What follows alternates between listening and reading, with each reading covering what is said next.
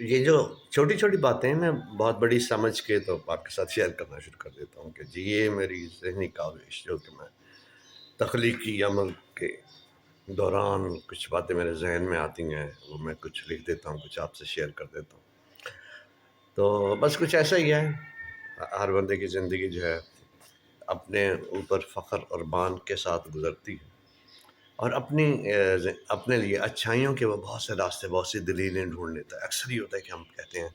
اس نے یہ کر دیا، اس نے کر دیا، اور بس اعتراض کرتے ہیں دوسرے کے بارے میں ہم دل میں نفرت اور اعتراضات پیدا کر دیتے ہیں،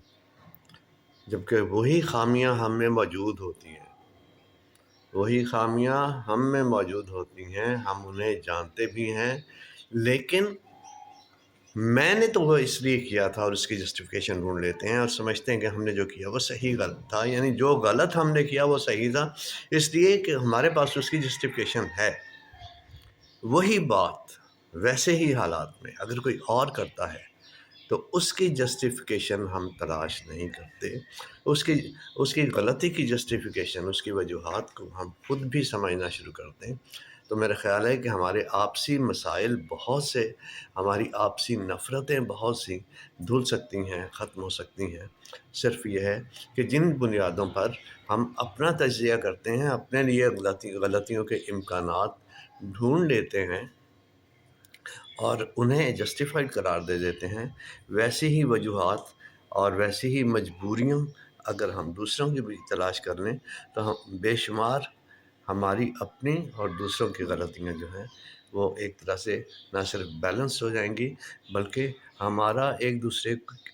کو ایکسیپٹ کرنے کا جذبہ یا اس کی ریزن ہمارے سامنے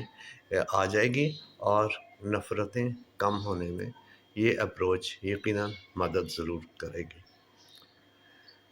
اپنی غلطیوں کو جسٹیفائڈ قرار دینے کے لیے جو دلائل یا جیسے دلائل ہم اپنے لیے سوچتے ہیں ویسے ہی دلائل دوسرے کے لیے سوچتے ہیں تو بہت سے اخلاقی مسئلے حل ہو سکتے ہیں۔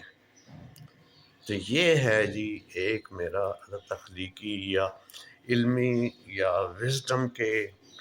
سفر کا چھوٹا سا پہلو، جو کہ میں بہت عرصہ پہلے